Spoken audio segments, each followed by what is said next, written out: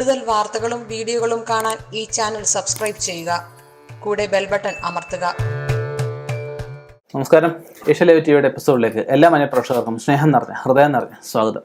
ഇന്നത്തെ നമ്മുടെ വിഷയം എന്ന് വെച്ച് കഴിഞ്ഞാൽ ബാലാരിഷ്ടത എന്നാൽ എന്താണ്, ഇത് എങ്ങനെ മാറ്റാം എന്നൊരു ചോദ്യമായിട്ട് നമുക്ക് അൺബോക്സ് ചെയ്യാൻ ചോദിച്ചതാണ്. നമ്മുടെ ഒരു സബ്സ്ക്രൈബറുടെ ചോദ്യം ചോദിക്കാൻ തീർച്ചയായിട്ടും അവരോട് കൊടുക്കേണ്ട ഒരു ബാധ്യത എനിക്കുണ്ട്. അപ്പോൾ അതുകൊണ്ടൊരു എപ്പിസോഡായിട്ടത് ചെയ്യാമെന്ന് ധരിച്ചു. അപ്പോൾ അൺബോക്സ് മാത്രം വിട്ടാൽ ആ ഒരു വ്യക്തിക്ക് മാത്രമുള്ളൊരു ഉത്തരവാകും. അപ്പോൾ ഇത് ഒരു എപ്പിസോഡായിട്ട് ചെയ്ത് കഴിഞ്ഞാൽ നമ്മുടെ ഏകദേശം 12 ലക്ഷം സബ്സ്ക്രൈബേഴ്സോളം നമ്മുടെ ചാനലിലുണ്ട്. അവർക്ക് ഇതിൽ സംശയമുള്ളവർക്ക് എല്ലാവർക്കും ഒരു മറുപടിയായിട്ട് നമുക്കിത് കണക്കാക്കാം.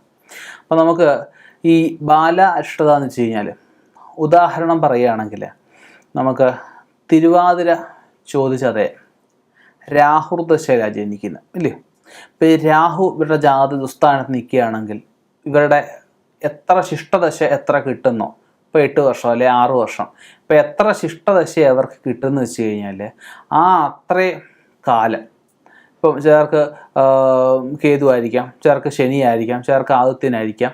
അപ്പം അങ്ങനെ ഇവർക്ക് ആ ശിഷ്ടദശ എത്രയും കാലമുണ്ടോ ആ അത്രയും കാലം ഈ ഗ്രഹം, അതായത് ഇവരുടെ ആ ഒരു ആദ്യം ഏത് ദശയാണോ ആരംഭിക്കുന്നത് ആ ദശാനാഥ സ്ഥാനത്ത് നിൽക്കുന്ന അത്രയും കാലഘട്ടത്തിൽ പലവിധ ബുദ്ധിമുട്ടുകൾ ഈ കുട്ടിക്ക് ഉണ്ടാക്കിയെന്ന് വരാം. അപ്പം അങ്ങനെ നമുക്ക് ബാലാരിഷ്ടത ഉണ്ടാകുമ്പോൾ ബാലായന്ത്രം എന്ന് പറഞ്ഞ യന്ത്രമുണ്ട്, അത് നമുക്ക് ധരിക്കുകയാണ് അതിൽ പ്രധാനമായിട്ട് പറയാനുള്ളത്. പിന്നെ നമുക്ക് ഇപ്പം രാഹുവിനെ കൊണ്ടുള്ള ദോഷങ്ങളൊക്കെയാണ് സർപ്പദൈവങ്ങളെ ഭജിക്കുക.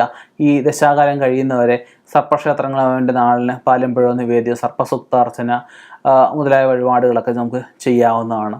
ഇനി കേതുവിനെ കൊണ്ടാണെങ്കിൽ രാശി നിൽക്കുന്ന കേതുവിനെ കൊണ്ടാണ് ഗണപതിയായിട്ട്, രാശി നിൽക്കുന്ന കേതുവിനെ കൊണ്ടാണ് ചാമുണ്ടിയായിട്ടും ഒക്കെ പറയാൻ പറ്റുന്നത്.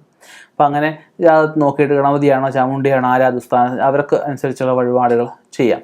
പിന്നെ നമുക്ക് ആദിത്യനെ കൊണ്ടാണ് ശിവക്ഷേത്രത്തിൽ ജലധാര, കൂവളമാല, പിൻവിളക്ക്, മൃത്യുഞ്ജയാർച്ചന മുതലായ വഴിപാടുകളൊക്കെ നമുക്ക് ചെയ്യാം. ദശാകാലം ഈ അകത്തേശ കഴിയാനാകുമ്പോഴത്തേക്ക് നമുക്ക് ശിവക്ഷേത്രത്തിൽ ഗണപതിയും മഹാമൃത്യുഞ്ജയവും അല്ലെങ്കിൽ കൂട്ടുമൃത്യുഞ്ജയവും ഒക്കെ നമുക്ക് ചെയ്യാവുന്നതാണ്.